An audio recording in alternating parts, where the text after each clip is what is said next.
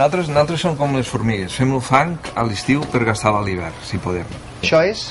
Llac del riu. El lodo del riu, no? El llac del riu.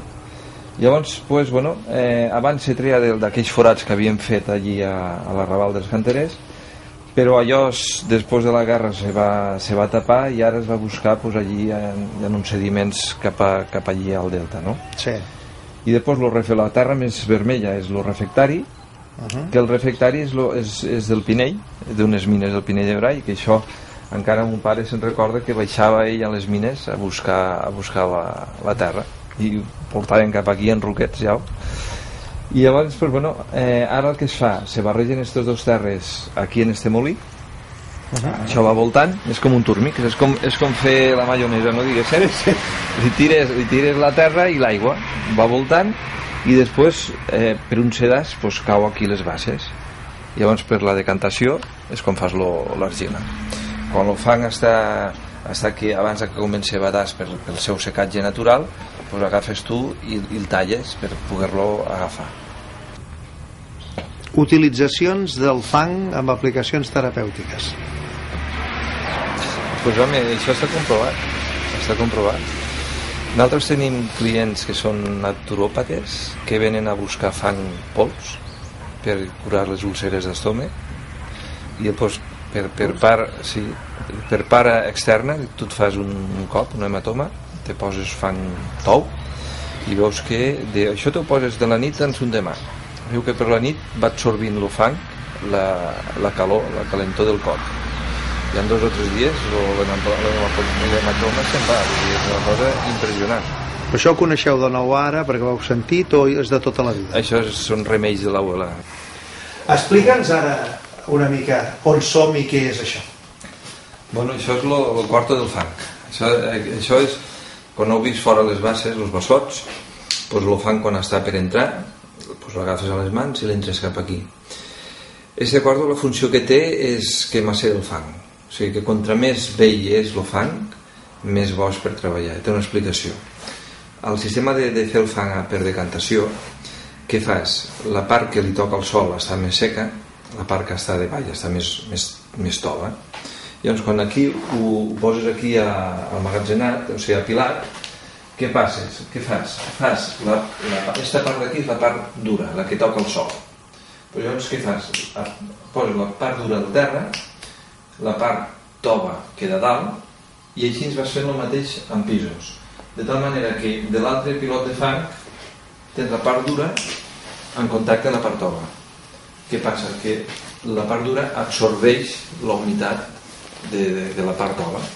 De tal manera que quan tu vas a treballar ja estan, tant la part dura com la tova estan al mateix grau d'humitat. Pots amassar bé, el pots pastar bé i el pots començar a treballar.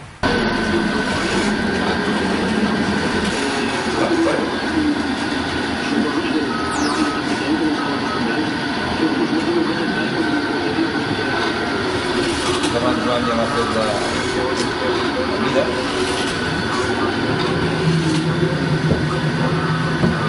La primera peça ja està feta, ja ha perdut la primera unitat.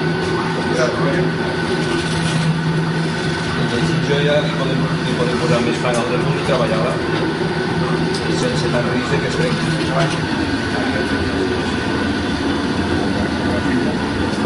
Havíem treballat amb les tècniques primitives aquelles de fer els macarrons aquests, i anar-los fent, i al final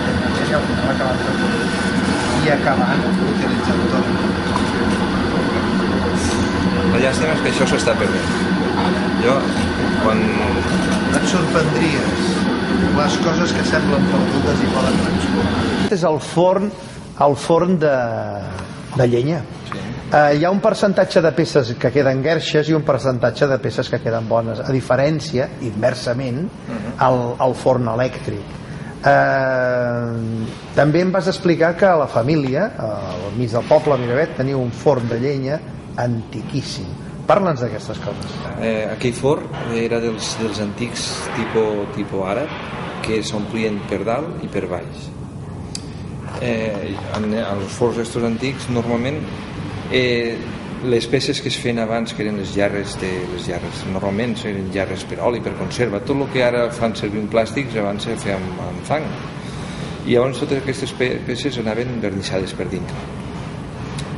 Si no es coïa molt bé, si no s'enfornava molt bé i si tenies sort de que no hi hagués massa corrents d'aire per dintre el foc quan s'estava coent, pues, sempre quedava cendra enganxada al vernís. El vernís, quan arriba al seu punt de fusió, si no té una atmosfera molt neta, pues, qualsevol cendra grossa que passi per allí volant, si es queda enganxat, allí te ho quedes quan ha refredat la peça i el trau, no?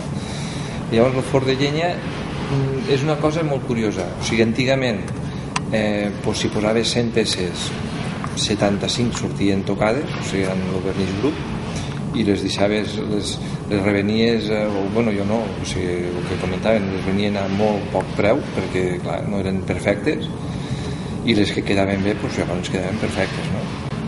S'ha evolucionat, i per fer més que les coses per menjar, per útils de casa, diguéssim, de la cuina, doncs ja hi ha els altres forns, o de gas, l'altre gas que tenim, elèctrics, que estos sí, estos garantís que la temperatura de fusió és la correcta, l'esmalt queda perfecte, i llavors passes tots els controls sanitaris a l'hora de fer servir peces de fang per utilitzar per menjar.